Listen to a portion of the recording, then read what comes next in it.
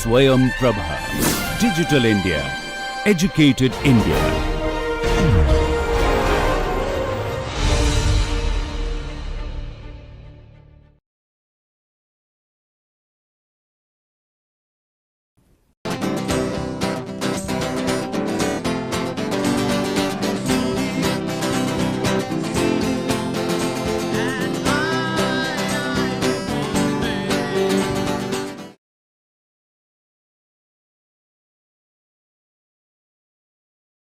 Today, we are going to discuss about the concept of normativity and its association with the Speech Act. We have already discussed about Schiffer's intention based semantics, and we had stopped our discussion at this point, that how morality and prudentiality are part of the intention based semantics. When we analyze the concept of meaning, we need to see where the speaker induces normative elements when he or she is engaged in performing speech acts. Speech is a performative activities. Whenever we speak, we consider speaking or making a statement is a performative act. This has been theorized by Searle following Austin. We have discussed that. Specifically today, we need to understand how the normative element comes into the discourse of Speech Act. In that context, it is through normativity the intention based semantics tries to approach the concept of truth. So, normative reason in a sense supports or works as a truth supporting reason. So, in that context, Schiffer says, when intentionally expressed statements, speaker is imposing an intention in the expression. So, it is not the case that speaker just imposes the meaning on it, rather the utterance also involve certain values. So, there Searle brings in the notion of commitment and obligation. When the speaker utters a statement, for example, the statement of promise, I promise that I would lend you 100 rupees. This promise involves the sense of commitment and obligation.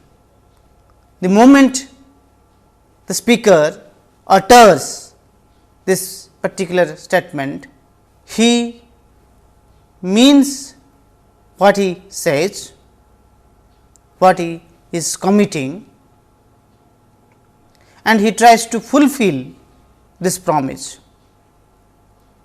So, promise making as a kind of an intentional action shows that the speaker is not only inducing a kind of a special meaning to it, but also expressing commitment and obligation. So, commitment and obligation are the normative element attached to the linguistic representation that has been made through several performative expressions like promise, order, assertions, etc. Now, Schiffer says and agrees with this idea of intention based semantics argued by Searle and Austin, but he furthers his thesis referring to this point that the statement has a emotional or affective attitude and there is an intentional attitude. So, there are two kinds of attitudes that the statement exhibits. One is that the emotional attitude, the affective attitude, and the rational intentional attitude of the speaker. Because when the speaker says or utters a promise, he knows what is being said. He is aware of this fact that he is making this statement, he is also aware of this fact that he is committed to do certain things. So, the sense of commitment is the result of some kind of a rational deliberation. So, intentional attitude involves rational thinking. So, when we say that speech is a kind of a special kind of intentional act, we also presuppose this fact that it is a rational or deliberate action.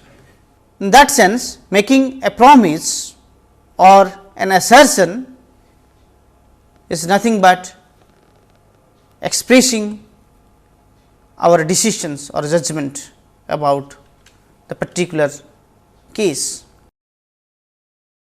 So, in that sense, Schiffer little differs from the Gricean framework, which he says in the Gricean framework we fail to distinguish this motive and emotion.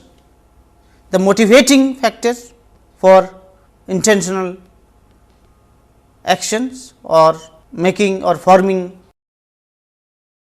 the motivating factor of the speech act and the emotional factor that is attached with it.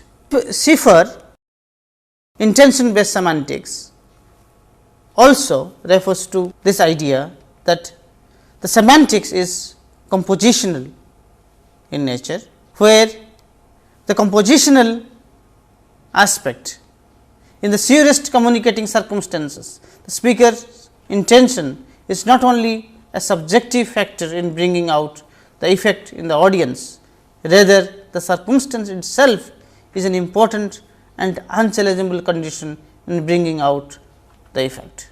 So, Schiffer at the beginning tries to show that meaning can be analyzed with reference to certain conditions, and that is what he called the communicating circumstance, in which both speaker and hearer are participating, and this condition has nothing to do with the habit and practices. So, meaning for Schiffer is not conventional the way Grice has understood it, or the way Searle would construe it. The Searlean interpretation to this intention based semantics is precisely to argue that meaning is conventional and meaning is been intentionally composed by the speaker. This very fact that the speaker induces the meaning also implies this, that the speaker is trying to compose a kind of a content that is embedded in the statement. So, Searle is in favor of arguing out a thesis called the compositional notion of semantics, whereas Schiffer and others would agree with the compositional notion of semantics, but slightly in a different way. We would like to see how does Schiffer differ from or disagrees with Grice. Firstly, for S, that is the speaker, X may have some meaning other than P. So, it cannot be S policy to utter X only if he wants some A to think S thinks that P. Now, Schiffer is questioning the very intention of the speaker. How is it the case that such a coordination takes place? The Gricean intention based semantics does not explain this coordination between the speaker and the hearer. Hence, there is a difficulty that Schiffer is raising here. Secondly, S may have some other utterance type, by which he also means that P. So, it cannot be S policy to utter X if he wants some A to think that P. So, in this context, we cannot generalize this fact that the speaker X generalize this fact that the speaker S cannot have a subjective policy. Now, these intentional expressions when made by the speaker does not imply that the meaning is subjective, but according to Schiffer's criticism, one can get this impression that the Gricean and the Searlean understanding of meaning, particularly the intention based semantics, gives an impression of the fact that meaning is subjective, but that is not the case.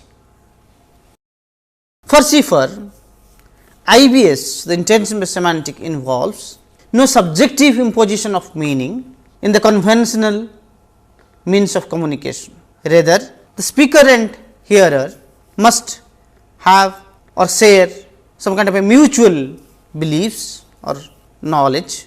They must be aware of each other, and that awareness, that knowledge that is common to the speaker and hearer will help us explaining the coordination that prevails between them.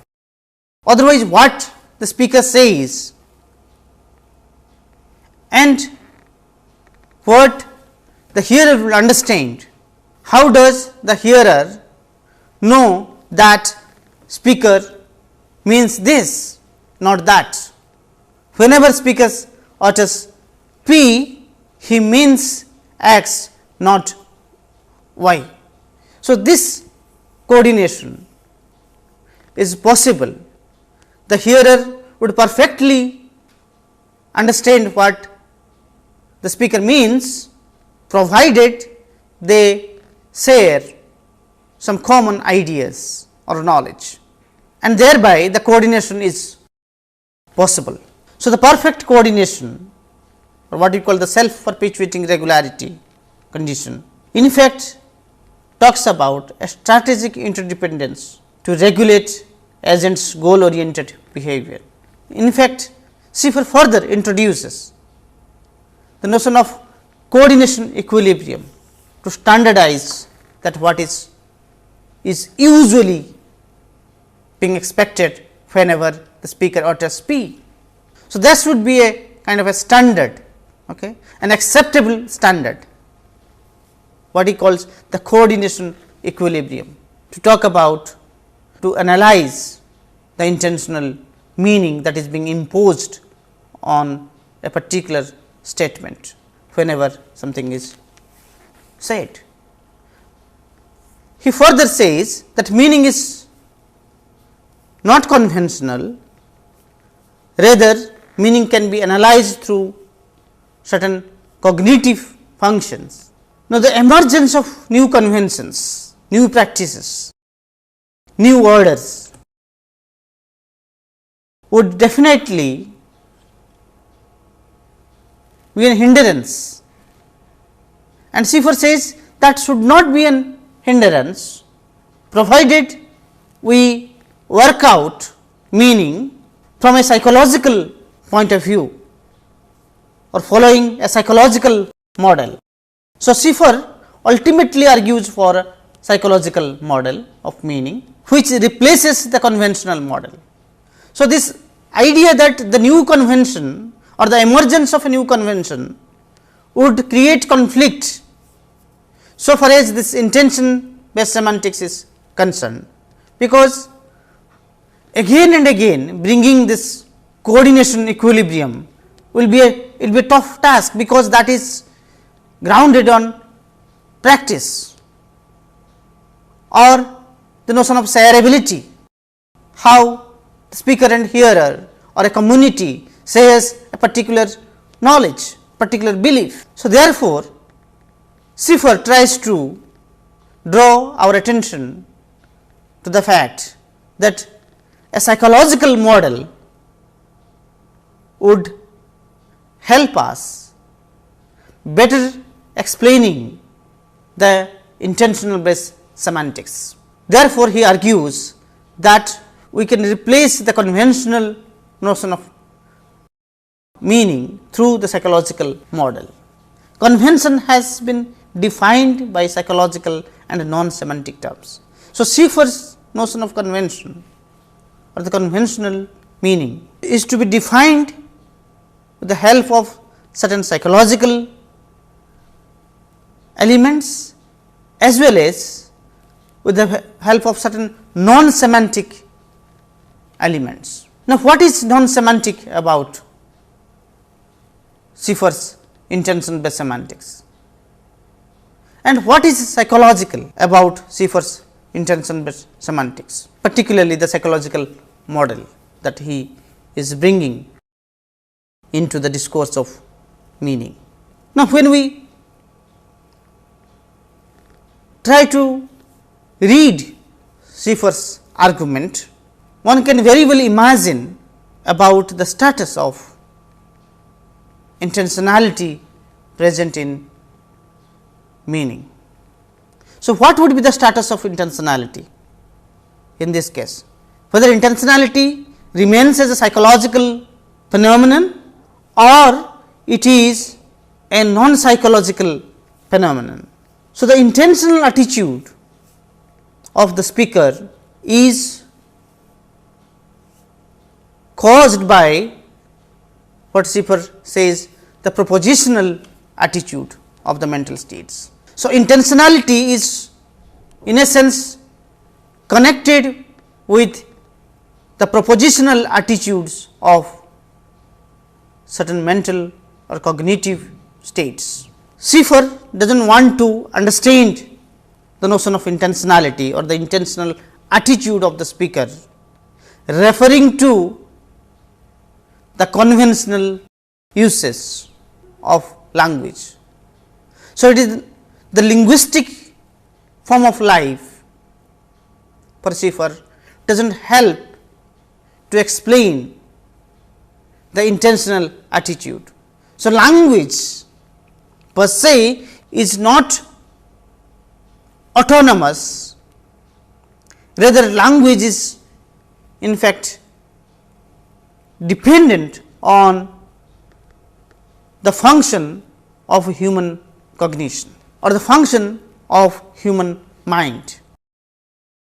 Searle also argues that, as I have said earlier, according to Searle, language is an institution created by the intentional attitude of the human beings. In other words, it is intentionality through which we can explain the function of language in our everyday life. Intentionality is prior to language. Schiffer, on the other hand, comes closer to the Searlean thesis, but in a very different way argues that intentionality is not an independent property, rather intentionality is exhibited by the function of certain cognitive states or the propositional attitude of mental states. So, the structural explication is formed by microconstituents, and these microconstituents are words on the one hand and the syntactical mechanism that is operating in our brain. So, syntax or what you call the grammar determines the language. The grammar is part of the cognition, and the function of this cognitive states determines the function of the language, because expressions are, when you talk about linguistic expressions are product of the cognitive function of human mind. This function, the cognitive function, happens in a particular way. The logic of this cognitive function shows that there is an order, there is a structure, there is a grammatical structure which is involved in producing or making this linguistic activities possible. Hence, for Schiffer, the sentence of L, suppose L is one kind of sentence, is nothing but the sentence of G. So, the sentence of L will presuppose that there is a sentence of G. So, in that sense, the meaning of whatever been said in this particular sentence, the meaning of the sentence L is connected with the meaning that is there in the mind. So, in that sense, whenever we talk about understanding, knowing as a kind of a cognitive activities, those cognitive activities can be accommodated as a part of the function of the mind. So, when I listen to your promise or promise of the speaker, I understand that this is promise, not an order. Or what does the speaker mean when he utters this particular statement? So, understanding or knowing are very much part of the cognitive activities. It is related to cognition. Hence, the linguistic component is part of the propositional attitude, and there are also certain non-semantic functions involved, and those non-semantic functions refer to the grammar, that is the grammar of thought. So, Schiffer in this connection comes very close to Fodor. Now, let us read Schiffer. Schiffer says, to know meaning of mental representation S is to know what one believes when S is sorted in one as belief, where one believes that the content of one's belief is conveyed by that clauses of belief predicates true. So, that is what the propositional attitude is, not only exhibiting the intentional element present in the sentence, but also can explain how a sentence is formed, how a sentence is being composed by the speaker, and what are the cognitive elements involved in composing the sentence or the expression. So, there are both psychological element and there are also non-semantical element.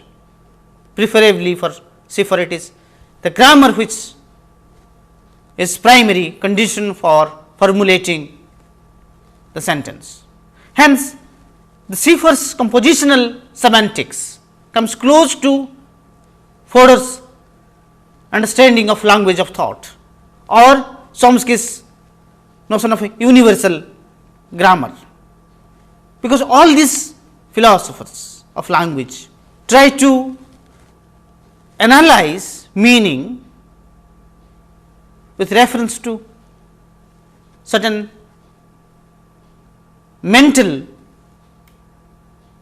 features, and they all emphasize that it is the grammar which is primary, it is the grammar which is non-semantic. Now, one of the reasons why Schiffer is talking about a non-semantic analysis of the semantics is precisely because Schiffer finds the Griceans have given a circular explanation of meaning.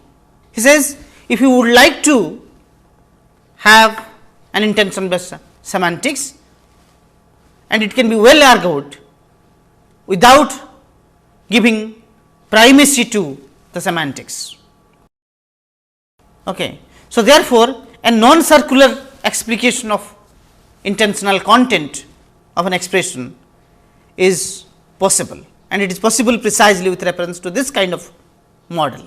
The grammatical states, belief states, which are propositionally expressible, are grammatical states which are non-linguistic mental states. They are not entirely linguistics. Following Schiffer, Lohr argues, Brain Lohr argues that a non-linguistic account of content provides an alternatively flexible basis for sketching the manifold possible dependencies of thought upon language. The key point is that the ascription of content to propositional attitude is more abstract level than the ascription of meaning to the natural language. The point is, if my functional account of belief individuation is correct, intentions are not required in the theory of propositional attitudes and their intentional properties. So, it is without those intentional properties, one can individuate the speaker's belief, or what does the speaker mean when he or she expresses a particular statement. So, their expressions are caused by certain propositional attitudes or mental states, and those mental states are pre-linguistic mental states, or what we can call it non-linguistic mental states. The content is not part of that. One can also suggest that the content is explained with reference to those cognitive functions of the mental states. Lohr talks about the functional correlationship and plasticity. He says more and more beliefs states can be written in the brain, hence the function is plastic, hence the function is expandable. It is not limited by this fact. The function is expandable in the sense that more and more beliefs can be incorporated to this cognitive chamber, and hence this notion of plasticity. So far as this functional correlationship is concerned, they try to draw some kind of relationship between the neural structure of the brain and the grammatical structure of this cognitive states. Now, this causal relationship between these two states, the neurological functional states and the syntactically connected cognitive states, are important to explain the intentional content of a statement. Hence, both Lohr and Schiffer would argue in favor of psychofunctional semantics, precisely because the psychofunctional analysis of meaning is non-circular. We are not trying to explain meaning through a intentionality. Intention is not a primary factor to explain intentional meaning. Thus, it is non-circular. Rather, what is important is that the functional correlationship between the neural structure of the brain and the grammatical structure of the cognitive states, the syntactic states, how the syntactic states are formed and how they are been connected to the neurons and the neural circuits, and how their function helps in producing a statement which is intentional one. So, this information processing model is in fact eliminating the notion of experience, the notion of consciousness, precisely because such a model can be analyzed accepting the functionalist theory of mind, and we have already discussed how functionalist theory of mind reduces the conscious experience to certain neural functions of the brain. Now, the urge here is this, not to reduce consciousness, not to give this idea of experience from the discourse of meaning, but to bring them back and see how intention based semantics plays an important role in our everyday life.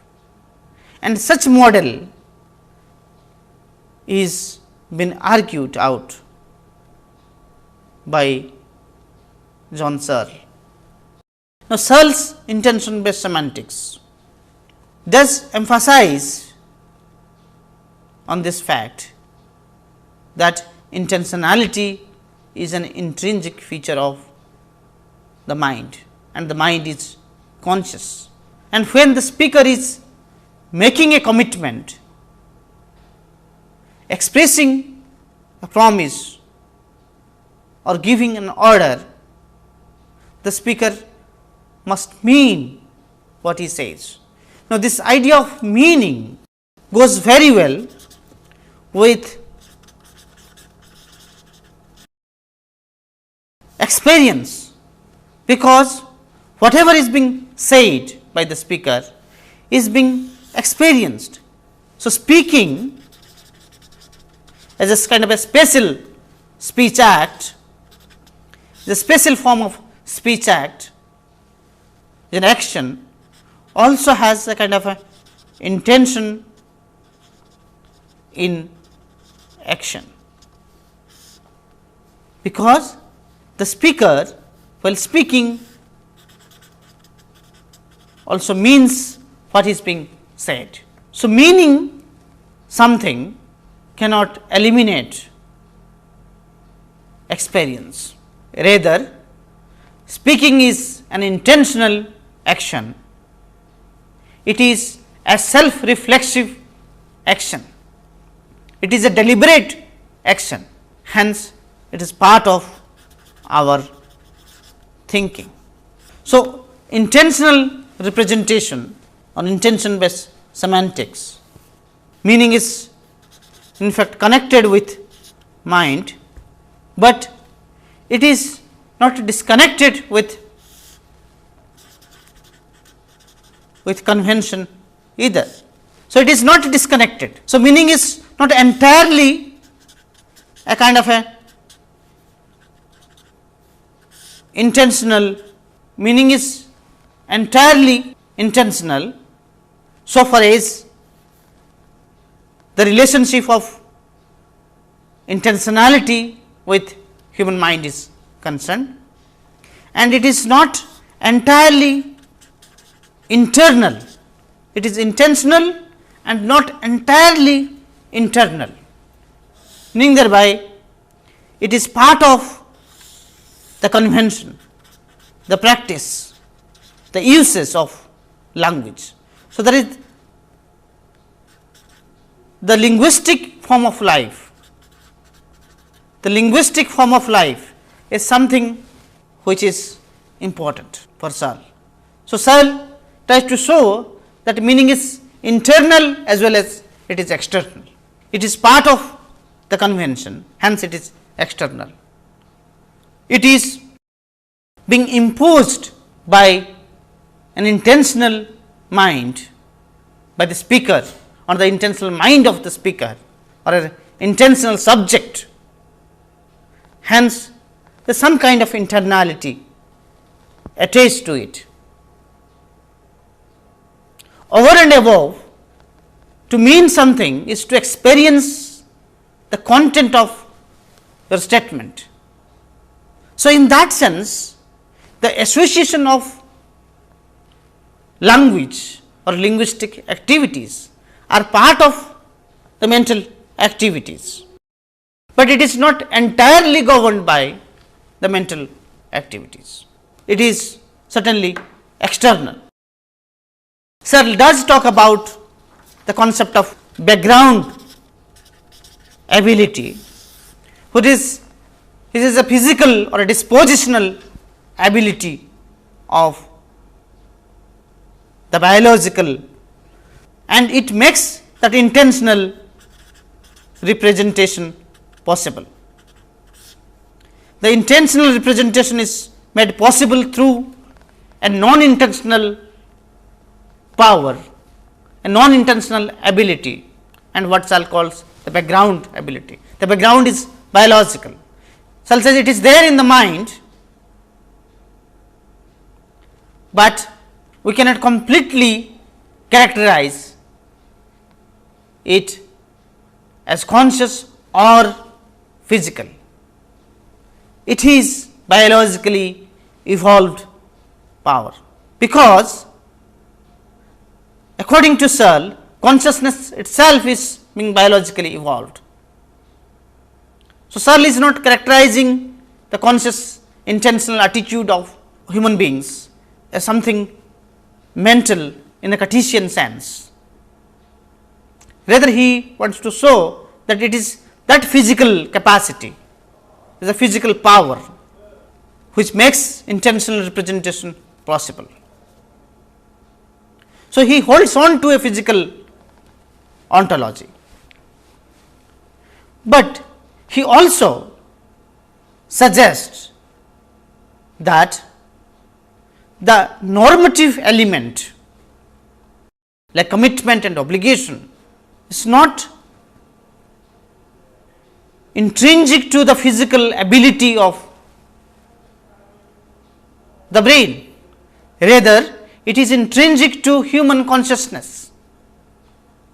So, intentional representations, particularly the linguistic representations, whether it is mental or it is in the form of language, whether it is in the form of thought or in the form of language or linguistic expressions. For Searle, the content is isomorphic. Then the normative element which I am trying to bring in very briefly is to show that how human consciousness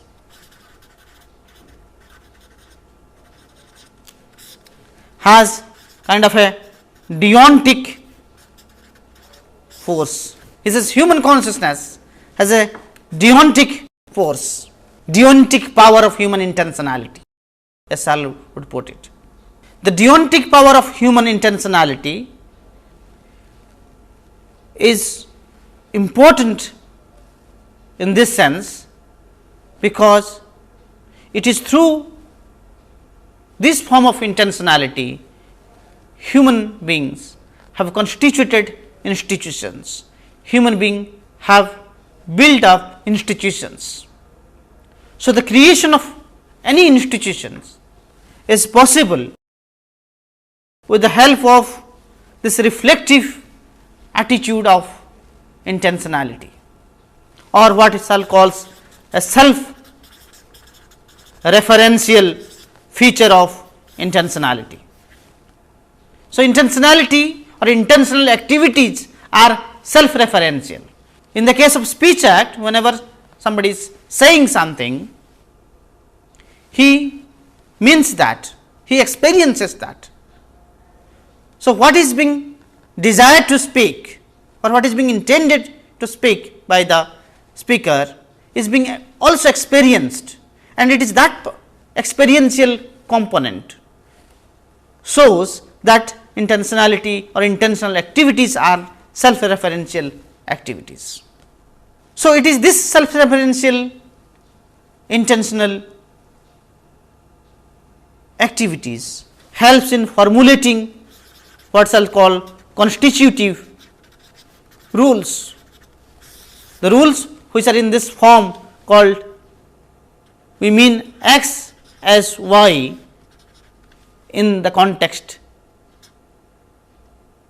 C. X is meant as y in the context C. So, this is what is the logical form of constitutive rules.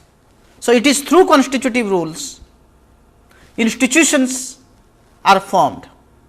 So, human normative activities is very much associated with the function of institutions. We consider P as promise,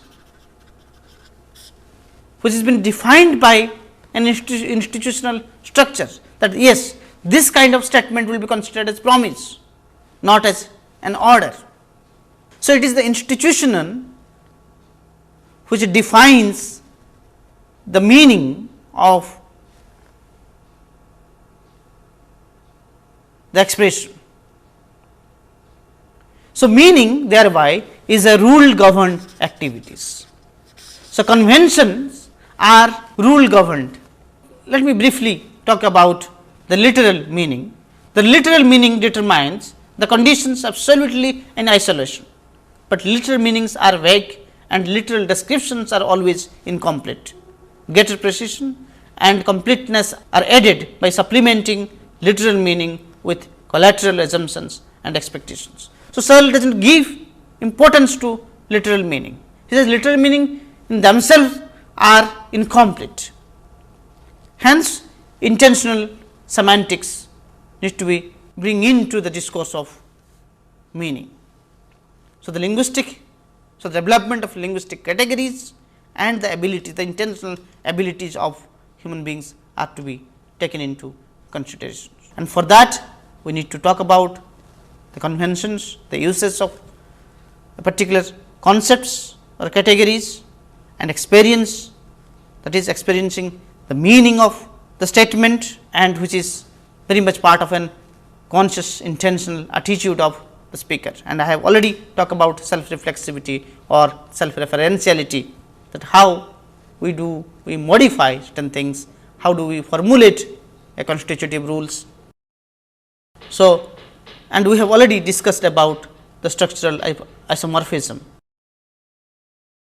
So, in that context, we have also referred to how meaning is external, that is, how do we behave linguistically in the world. So, the linguistic field is an intentional field. It is a field which is connected to the mind. Mind is not in isolation, because mind is experiencing things. The speaker is also an experiential subject. So, language and mind are very neatly connected. They are connected by the principle of intentionality. Hence, in the discourse of intention based semantics, we cannot rule out the significance of the mind and consciousness. With this, I conclude the discourse on intention based semantics. Thank you.